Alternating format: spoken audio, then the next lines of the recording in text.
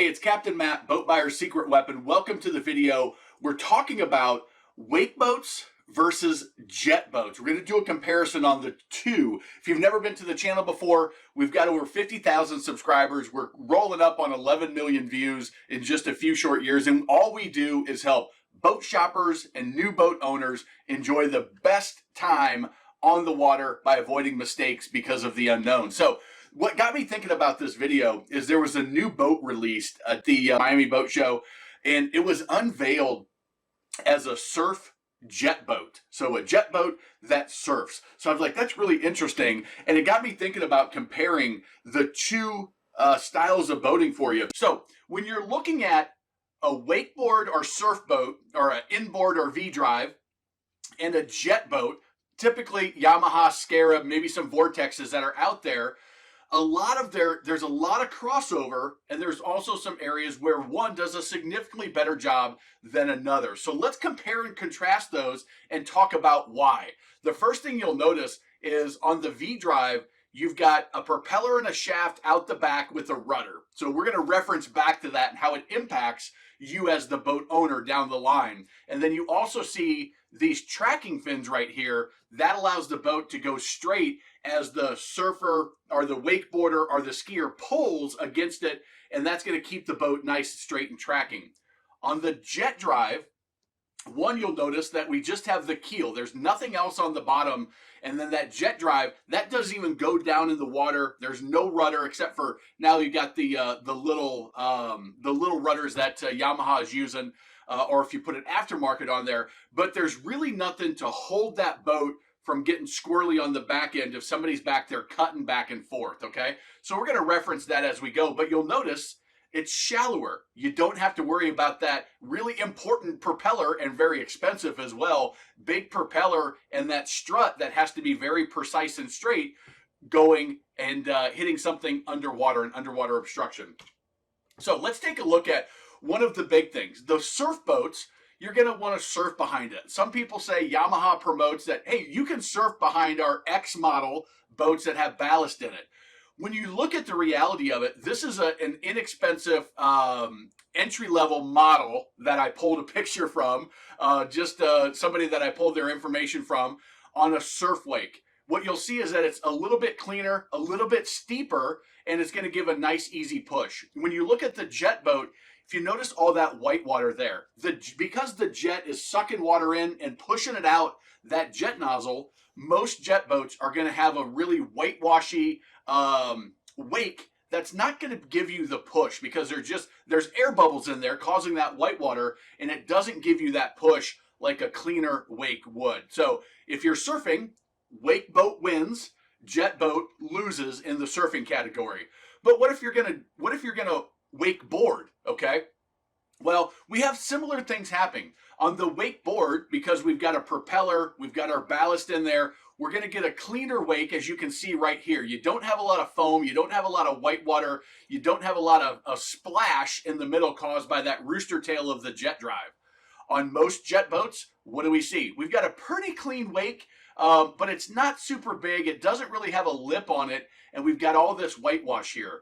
What that means is on a jet boat, most jet boats, you're going to have to use a line, a rope that's a little bit longer to get you past this whitewash and into a little bit cleaner wake. It's not going to have that steepness. It's not going to have that jump ability to get you a lot of air, but it's serviceable. It's doable unless you're getting really, really into wakeboarding and doing some major tricks, more than just, jumping the wake. Then the wake boat or surf boat would win there as well, okay? Now, next we go to tubing. You're probably going to do water sports if you're looking at these. Maybe you'll do some tubing. The wake boats, well, they've got a nice clean wake back there, and they do a great job tubing. One thing we'll talk about that could impact tubing is the speed. Not really a speed demon, but fast enough to tube safely, in my opinion. On the jet boat, listen, jet boats are fun and sporty, and they can maneuver really well whipping that tube around, but they do have a lot of wash. If you notice on this one, this is the wash from that jet drive at that speed, and it can put a lot of water into the rider's face, especially if your rope gets caught up in there and it's splashing the riders. Not a huge deal. I do it to my daughter sometimes if we don't have the booster ball on a stern drive that puts out a nice big wake at reasonable tubing speeds. So it's not the end of the world, but it is something to consider if you've got younger kids more specifically. Next, we look at one reason why a lot of people lean towards jet boats, and that is in shallow water. If you do, we talked about that shaft and that big brass pot back there. If you do get caught up in some stumps or some rocks or some shallow water, it can ruin your day and cause some very expensive repairs. I mean, you're talking as little as, best case scenario, $1,000 just to have to rebuild, send out your prop, or get a new one. Could be more than that, but on the cheap side, $1,000. If you bend that prop shaft and you cause some issues with the cutlass bearing, which is where the shaft goes through the boat, well, now you could be talking several $1,000s of damage. So if you're in an area where we've got to go through some shallow portions to get to where we want to surf and wakeboard, or if there's just shallow areas that pop up, you've got to be cautious with your wake boat because that can get expensive and it will ruin the day very, very quickly. Now, on the jet boat side, you've got the advantage that, listen, we've got a very shallow draft because we don't have anything sticking down below that keel, if you remember those pictures. Now, on the negative side, in some areas, that jet boat, it can actually suck up weeds and grass that can get clogged in the intake. I borrowed this picture from a video of a guy they were stranded in the middle of the lake. He put his snorkel on to dive down and to pull all those weeds out of the intake where the boat sucks up the water to then shoot it through the jets. And it's very easy for traditional jet boats to suck those up. Then you've got to clean them out if it's not too bad. If it's really bad like this one, it can clog everything up and you've got to either dive or you've got to haul the boat out so you can then pull it out of those grates. Because what happens is it gets wrapped around the impeller prop shaft that's inside the jet nozzle and inside the mechanism of the jet boat. And it can be more challenging to fix. And it can just be a pain in the ass, even if it's just little ticky-tacky times where you're pulling up weeds. You got to stop, pull out the plunger, remove the weeds, put it back, and go about your business. So just if you have seagrass, if you have seaweed, if you've got a lot of growth in the waters that you boat in, that can be an issue. Now, what about speed? Well, wake boats, surf boats, they do a great job of having a lot of torque, pulling somebody out on a wakeboard, a ski, on a tube, surfing, and getting them up and going to a reasonable water sport speed very, very easily. On the flip side, they're not made to be fast. A lot of people are shocked when they see this big fancy looking boat that looks like it should go fast, but this is from Boat Test. I'm subscribed to Boat Test to get some of their information, and the top speed on this wide open throttle is only 38.2 miles an hour. So if speed is a focus, the wake boats aren't going to be a great fit. Now, on the jet boat side, the jet boats are designed to be faster and sportier and really handle nimbly at speeds. And their top speed, this is a twin engine, was 47 miles an hour. Some of the high, and this has the 1.8 high output. Some of the fastest ones will get just over 50. But most surf boats are going to be sub 40 miles an hour. Some of the fastest ones might get up to 42 with a really light load. So if you're a speed demon, the jet boat may be your calling. If you're not so concerned about that, then the wake boat could be good. There's also something else that comes with the differences of the inboard engines and the jet boat engines, which are typically jet ski engines that you're seeing in there. Is your max RPM on an inboard engine, usually around 5,400 RPM, and it's got a nice V8, nice hum to it. Like there's a lot of power. That torque sound is kind of what you get.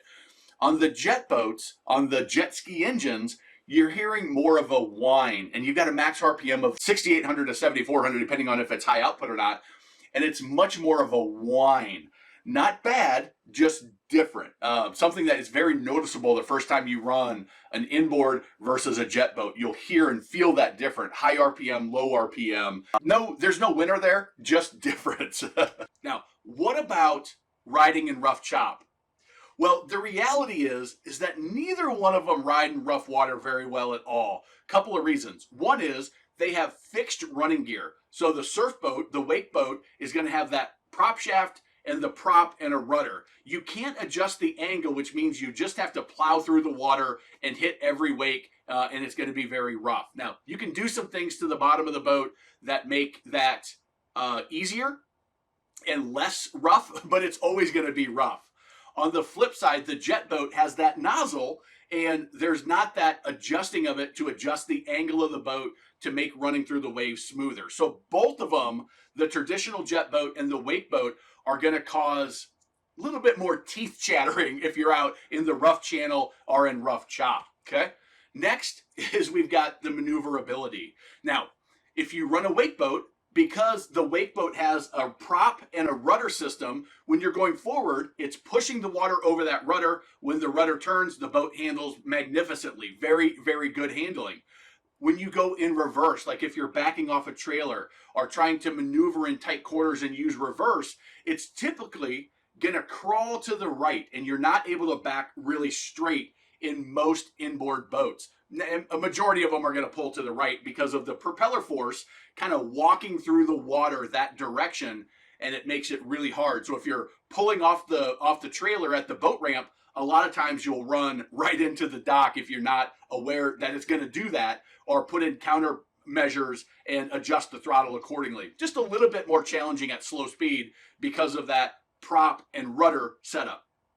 On the flip side, on most jet boats, they're not bad when you're putting them on the trailer, especially newer ones like 2009 and newer on the Yamaha specifically. They've got a docking mode, and it makes maneuvering them at slow speed pretty easy, pulling onto the trailer. But where they struggle is sitting still. Because the way the jet boat works is it's sucking water in through the impeller and shooting it out to cool the engine. That water's also cooling the engine. So when you're sitting at idle and you just want to sit still, there's always water flowing through. Now, they do things with the bucket to limit the way of the water pushing directional control, but you're almost always going to be rotating and moving and have to adjust for that water flow. And so just sitting in tight quarters is going to be impossible, and you're always going to have to be maneuvering and throttling to adjust for that that just standard movement that comes from being on. Now, if you turn the boat off, you're going to bob around in the water like you would with any boat. But if that engine's running, it's going to sort of just be squirrely is the best way to describe it. So that's the wake boat and the jet boat on the handling side. Let's look at pricing. So when you look at pricing, there's a distinct difference. And I looked at the 22 XD, which is kind of the wake surf boat for Yamaha, $87,599. They do a very standard upfront, no nonsense pricing. This is what it is. Boat, trailer, and then the dealer's going to add on a couple $1,000, $3,000, maybe $4,000 of dealer prep and delivery, which it says right here that price does not include freight, delivery, prep, and other dealer fees. And so that's going to be added on. So you're in the low 90s with one of these boats, plus taxes out the door. Now, when you look at the surf segment, there's a drastic difference between the inexpensive, the cheapest one I was able to find a price on was the base Heyday 20-foot boat with the base motor, no add-ons, no trailer. $83,000 plus taxes, registration, and trailer if you want to add that.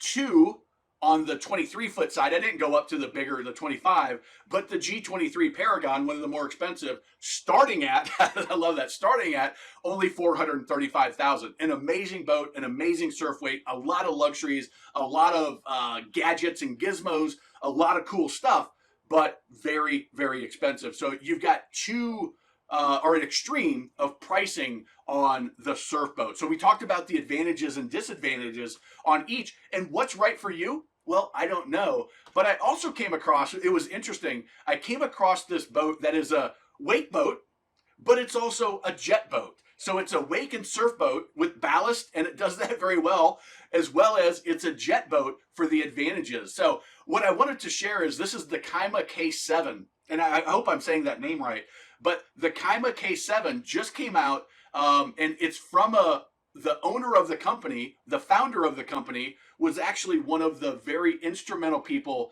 at Yamaha building their jet boats. But he saw a need in the marketplace for a surf boat that had jet power. And they did several things different. So instead of being a twin engine like Yamaha does, they went with a bigger motor on this, and they're actually using an inboard motor from Indmar. So you'll find those in many of the surf brands. So it's got a big single engine, and instead of running it to the smaller jet drive, they're actually running it through a jet drive that's like double the volume, essentially. And not only is it double the volume, but it's made of all metal, no plastic, stainless steel. And so it's a military grade is the way it was described to me. So if you run a rock through it, it's okay. If you run through weeds and through grass, it just eats it up like your garbage disposal and spits it out. But it also surfs real well. So I've got some video of the surf wave that I'll show you. But for those that are, if you're struggling making that decision, this may be an option to consider. The pricing is above Yamaha, but below the Paragon, which isn't very hard to be below the Paragon. So if you want to check them out, I'll put the website in the description. But it's the Kaima K7, and I just wanted to share it. But really, it's making the decision between, is a surf boat what I need and want, or is a jet boat what I need and want? And there's pluses and minuses to both. So what I recommend is that you check out and you really think about how you're going to use those things. Here's a picture of that, of the jet pump. You can see how big and stout that is. And even the bucket on the back end is metal. It's, I want to say it's powder coated, galvanized. So it's, I mean, this thing is stout when you pull the intake, because you can still clean it out and get in there. But when you see that impeller, it's enormous and it's solid.